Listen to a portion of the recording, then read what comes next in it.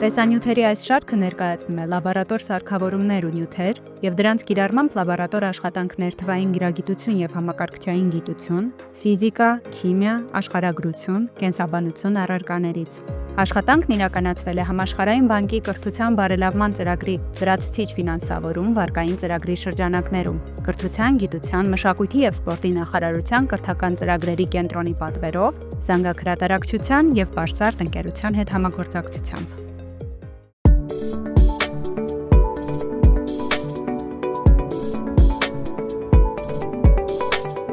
Ողջույն։ Այսօր մենք փորձնական ճանապարհով կուսումնասիրենք նատրիումի հիդրոքսիդի եւ ծծմբական թթվի նոսր լուծույթներում էլեկտրոլիզի երևույթը եւ իոնների տեղաշարժը։ Գործնականում կդիտարկենք կաթոդում եւ անոդում առաջացող գազերը եւ կհիմնավորենք դրանց առաջացման պատճառները։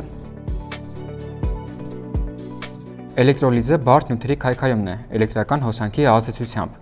Նատրիում OH լուծույթի էլեկտրոլիզի ժամանակ կաթոդում ջուրը եւ H դրական իոնները վերածվում են ջրածնի գազի։ Անոդում հիդրոքսիդ իոնները օքսիդանում են, առաջացնելով թթվածին։ H2SO4 լուծույթի էլեկտրոլիզի ժամանակ իոնային կազմը հիմնականում նույնն է, ինչ նատրիում OH-ի լուծույթին է։ Ուստի կաթոդում նույնպես առաջանում է ջրածին եւ անոդում թթվածին։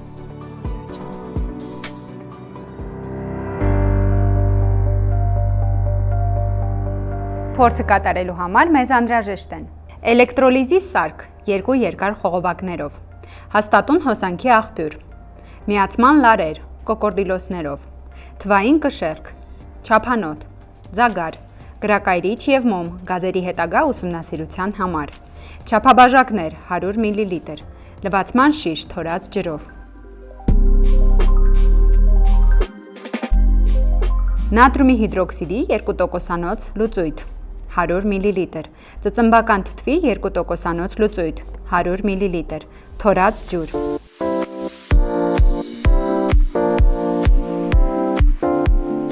Հագնել խալաթ, ռետինե ձեռնոցներ և դնել ակնոց։ Ալկալու և թթվի լուծույթների հետ աշխատել զգույշ, մասնավորապես ծծմբական թթվի մաշկին թափվելու դեպքում չի կարելի լվանալ ջրով, պետք է անմիջապես մաշկը մշակել առատ օճառով կամ սոդայի ու ամոնիումի հիդրոքսիդի նոսր լուծույթներով։ Ալկալու թափվելու դեպքում մաշկը լվանալ առատ ջրով, այնուհետև մշակել քացախաթթվի կամ բորաթթվի նոսր լուծույթներով։ Էլեկտրական հոսանքի աղբյուրի հետ աշխատել զգույշ։ Ստուգել հաղորդալարերի մեկուսացման շերտերը։ Փորձից ստացված թափոնները տեղափոխել նախատեսված տարաների մեջ։ Փորձն ավարտելուց հետո ձեռքերը լվանալ օճառով։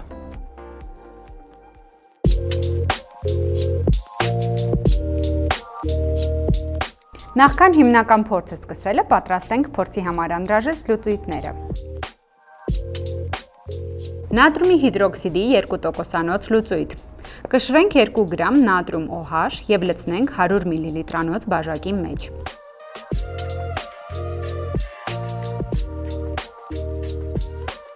Ավելացնենք մոտ 60 մլ սառը թորած ջուր, խառնենք մինչև լիովին լուծվի։ Լուծման ընթացքում անջատվում է ջերմություն, պետք է զգույշ լինել։ Ավելացնենք թորած ջուր, մինչև լուծույթը դառնա 100 մլ։ Մակնշենք այն նատրիում OH 2%։ Ծծմբական թթվի 2% լուծույթ։ Քիմիական բաժակի մեջ լցնենք մոտ 80 մլ թորած ջուր։ Չափիչ պիպետով վերցնենք 1,1 մլ խիտ H2SO4։ Դանդաղ, փոքր բաժիններով, անընդհատ խառնելով լցնենք թթուն ջրի մեջ։ Լուծույթի ծավալը լրացնենք թորած ջրով մինչև 100 մլ։ Խառնենք և մակնշենք H2SO4 2%։ Այժմ անցնենք հիմնական փորձին։ Բացենք էլեկտրոլիզի սարքի խողովակների խցանները, ձագարի օգնությամբ լցնենք նատրիումի հիդրոքսիդի լուծույթը սարքի մեջ այնքան, որ խողովակները ամբողջապես լցվեն առանց օդային պղպջակների։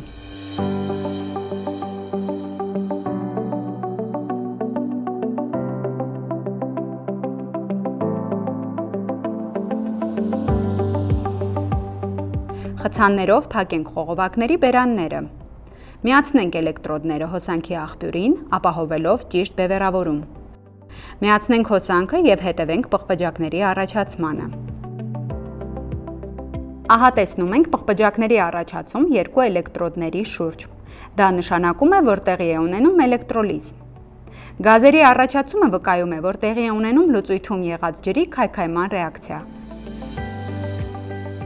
Ահա երկու խողովակներում էլ գազերը սկսեցին դուրս մղել լուծույթին։ Կաթոդում, ինչպես տեսնում եք, ավելի շատ է ջուր դուրս մղվում խողովակից, քան անոդում, այսինքն կաթոդում ավելի շատ գազ է առաջանում, քան անոդում։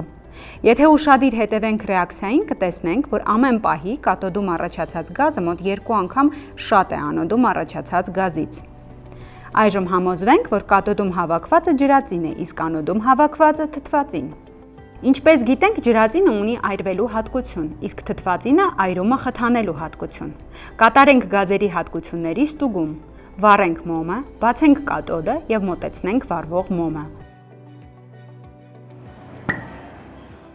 Տեսնում ենք, որ մոմը բոցավառվում է փոքրիկ պայթյունով։ Դա վկայում է, որ գազը այրվում է, այսինքն այն ջրածին է։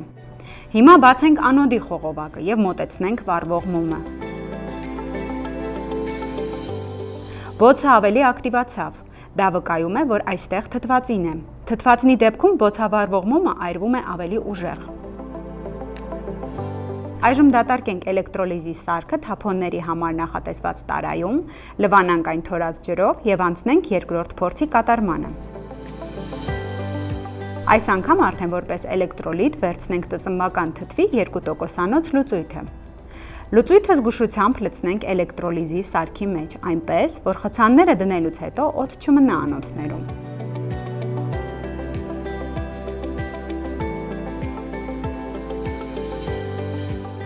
Խցաններով փակենք խողովակների բերանները։ Միացնենք հոսանքը եւ հետևենք պղպջակների առաջացմանը։ Ահա տեսնում ենք պղպջակների առաջացում երկու էլեկտրոդների շուրջ։ Դա կրկին նշանակում է, որ տեղի է ունենում էլեկտրոլիզ։ Ահա երկու խողովակներում էլ գազերը սկսեցին դուրս մղել լուծույթին։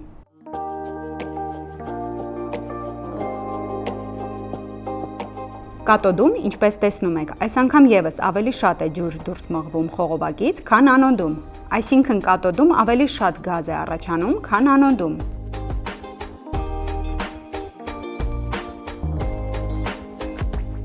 Գիտենք արդեն, որ կաթոդում առաջանում է ջրածին, իսկ անոդում թթվածին։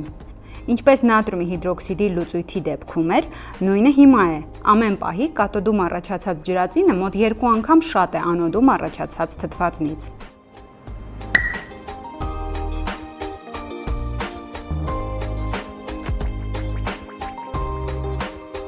Փորձերն ավարտեցինք։ Թափոնները լցնենք համապատասխան տարաների մեջ, կարգի բերենք սեղանը, ձեռքերը լվանանք օճառով եւ անցնենք դիտարկումներին։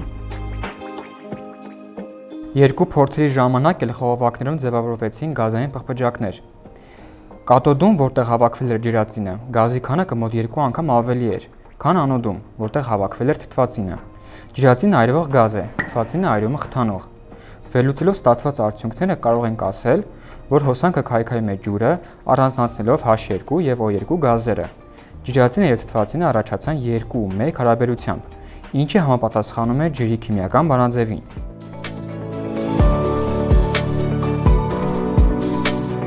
Փորձնական ճանապարհով համոզվեցինք, որ ջուրը կարող է քայքայվել հոսանքի միջոցով, առաջացնելով ջրածին եւ թթվածին։ Ջրածինը այրվող գազ է, իսկ թթվածինը նպաստում է այրմանը։ Այս փորձը ապացուցում է ջրի բաղադրիչների հարաբերակցությունը։ Շնորհակալություն, կհանդիպենք հաջորդ տեսանյութում։